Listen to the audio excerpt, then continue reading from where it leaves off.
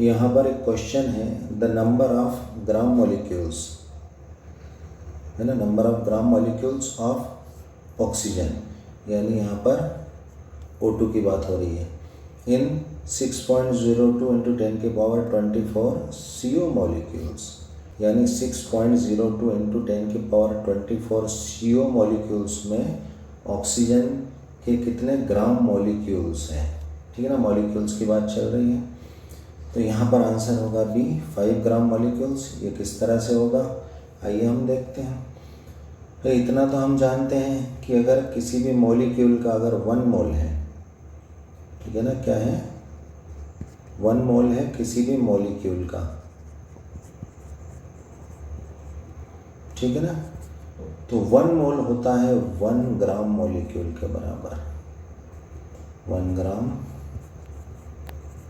Molecule के बराबर होता है, ठीक है ना।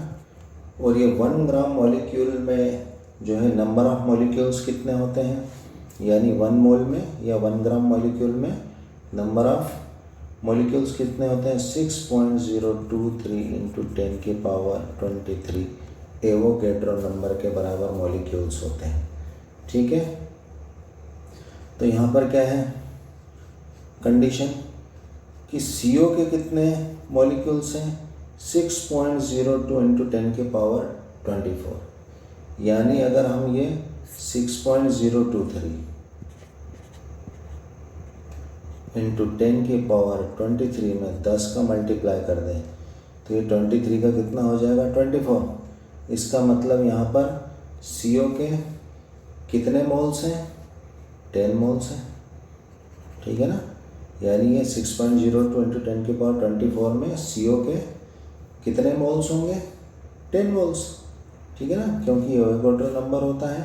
इसमें अगर हम 10 का मल्टीप्लाई करें तो हमारे 6.02 इंटू 10 की पावर 24 आता है। तो 1 मोल मॉलिक्यूल जो है इतने के बराबर होता है 6.023 के, तो 6.023 इंटू 10 की पावर 24 कितने मोल के बराबर होगा, ये 10 मोल के बराबर होगा, ठीक है ना। यानी CO के कितने मोल होंगे, 10 मोल होंगे CO के।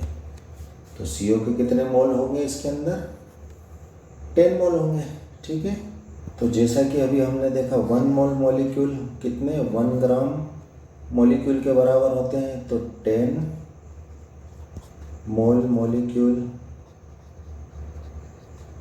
मॉलिक्यूल्स कितने के बराबर होंगे, 10 ग्राम मॉलिक्यूल्स, ठीक है ना। CO के कितने, 10 मोल मॉलिक्यूल्स, यानी CO के 10 ग्राम मॉलिक्यूल्स के बराबर होंगे, ठीक है। तो हम जानते हैं कि अगर हम CO को ब्रेक करें तो इसके कितने हैं, यहाँ पर 10 ग्राम मॉलिक्यूल्स हैं, क्योंकि 10 ग्राम किसके, 10 मोल के बराबर होते हैं।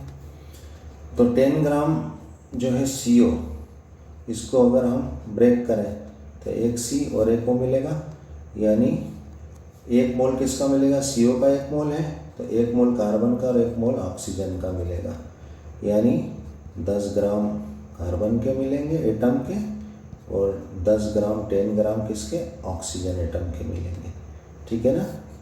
यानी CO के अंदर हमें 10 ग्राम ऑक्सीजन एटम के मिलेंगे, ठीक है। तो हमें क्या मिल चुका है, 10 ग्राम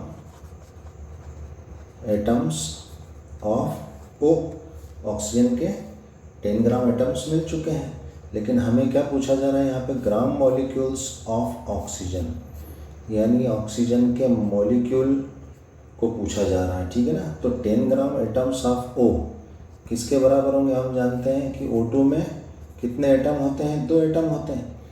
तो 10 ग्राम एटम्स को O2 मॉलिक्यूल्स के बराबर होने के लिए क्या करना पड़ेगा, 5 ग्राम मॉलिक्यूल्स